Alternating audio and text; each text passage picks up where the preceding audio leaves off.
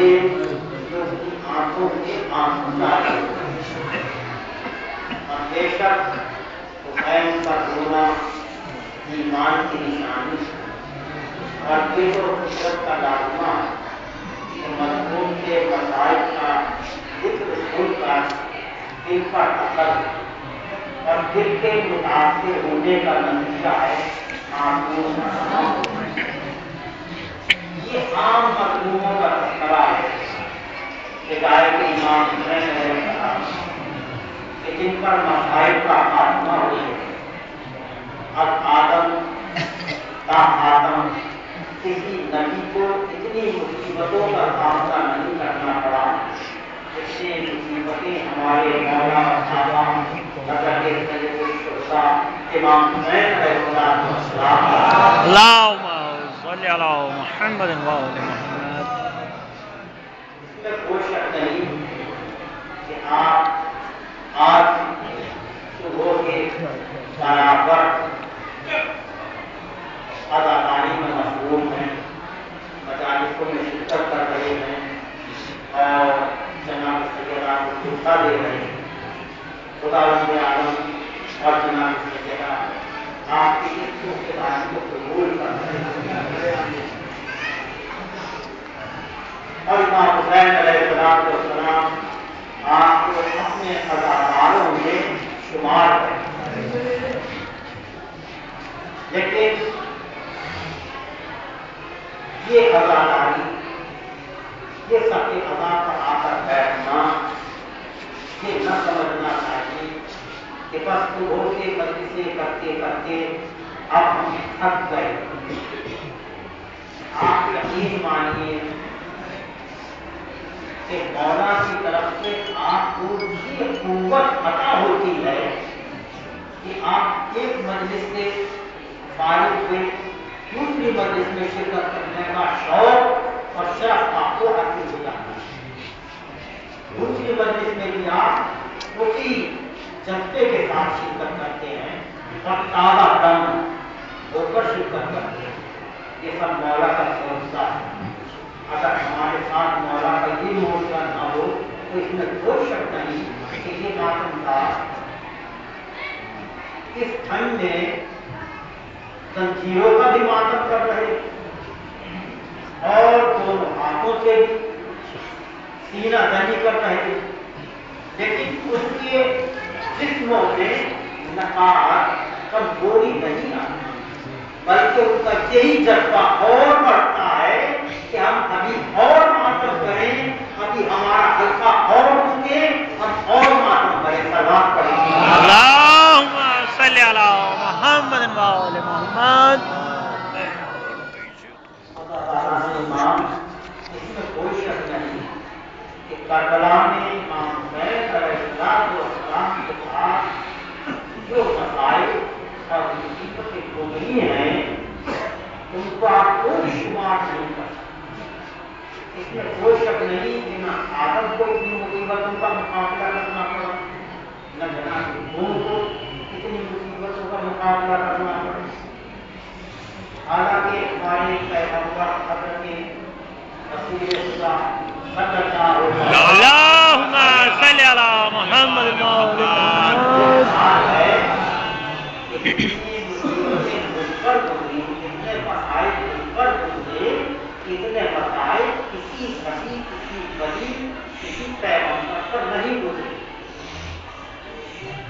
میں سمجھتا ہوں کہ امام حسین علیہ السلام کی جو مصیبتیں ہیں وہ یقیناً حضرت رسول خدا کو بتاتا اور ان کا دل ٹوٹتا ہو اور دل محروم ہوتا ہو۔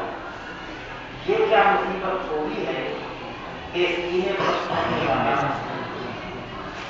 جس کے گلے کو پیغمبر اسلام بار بار چومتے تھے،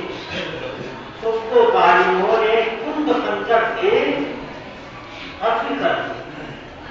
اس برتن کو جسم سے قطع کر دیا۔ جناب رسالت مآب نے سنگ اکبر کو ایک مرتبہ دھوکہ دیا، ایک مرتبہ دھوکہ دیا اور وہ ایک مرتبہ کا دھوکہ ہر آدمی ہر حاجی جو جاتا ہے وہ سنگ اکبر کو دھوکہ دیتا ہے، لیکن بھائی افسوس کہ امام حسین علیہ السلام کے طلوع مبارک کو جناب رسول خدا کتنی مرتبہ دھوکہ دے چکے، ظالموں نے یہ بھی نہ سوچا کہ یہ دھوکہ دار رسول ہے، اب اس کو کیسے تم مسلط سے پتا کریں۔ اللہ تعالیٰ نے امام میں کوئی شک نہیں کہ جناب ابراہیم کو حکم ہوا تھا کہ وہ اپنے بیوے دل کو خدا کی راہ میں قربان کریں، اور یہ سب سے امتحان جناب ابراہیم کو دینا پڑا، اور آپ نے اپنے فرزند جناب اسماعیل سے فرمایا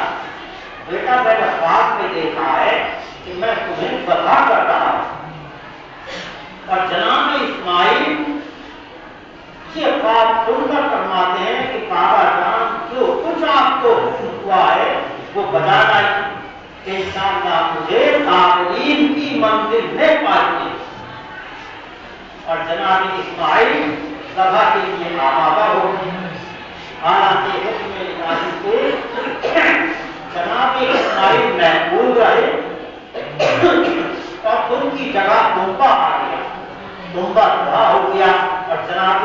اسماعیل محفوظ رہے۔ لیکن جناب امام حسین علیہ السلام کو اپنے 18 برس والے فرزند کنڈے جوان علی اکبر کو مرنے کی اجازت دینا پڑی۔ علی اکبر میدان میں آئے، جنگ کی اور شہید ہوئے۔ اب کنڈے جوان کی لاش ہے اور غریب باپ ہے، کس طرح جوان کا لاشا ہوئے۔ اب جناب اسماعیل ذبح ہوتے تو سیروں سے آپ تھے، لیکن حسین کا کنڈے جوان 3 دن کا بھوکا کیا تھا، اور جب علی اکبر میدان سے واپس آئے تو باپ کے خدمت میں آ کر عرض کرتے ہیں بابا جان گرانی آہت نے مجھے مار ڈالا اور پیاس نے میری جان پر بنا دی، کیا کہیں سے تھوڑا پانی بھی ممکن ہو سکتا ہے؟ تو امام فرماتے ہیں بیٹا پانی کہاں ہے، تمہارے دادا رسول خدا آپ فوراً سے سیراب کریں۔ اے بیٹا اگر سخت پیاس ہے، زبان میں کانٹے پڑے ہوئے ہیں تو اپنی زبان میرے دہن میں دے۔ اور علی اکبر نے اپنی زبان باپ کے دہن میں دی اور فوراً باہر نکالی اور کہا بابا آپ کی زبان میں تو میری زبان سے زیادہ کانٹے پڑے ہوتے ہیں، یعنی آپ کی پیاس تو میری پیاس سے بھی زیادہ شدید ہے۔ ہم وفاداران امام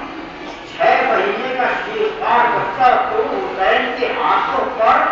بلبلا کے تیر کا نشانہ بن گیا۔ وفاداروں اس معصوم بچے کو حسین کس طرح سے میں لے جائیں، ماں کے پانی پلانے کے لیے لائے تھے اور جہاں بلبلا کے تیر کا نشانہ بن گیا، لیکن شرم مانے ہوتی ہے حسین علی اکبر کی میت لیے ہوئے ہیں اور چاہتے ہیں کہ خیمے کی طرف چلیں، لیکن کبھی آگے بڑھتے ہیں کبھی پیچھے ہٹتے ہیں، کبھی آگے بڑھتے ہیں کبھی پیچھے ہٹتے ہیں، یعنی جرأت یہ گوارا نہیں کرتی کہ ماں کے سامنے اس معصوم میت کو لے جا کر پیش کریں۔ ایک مرتبہ امام نے ہمت کی اور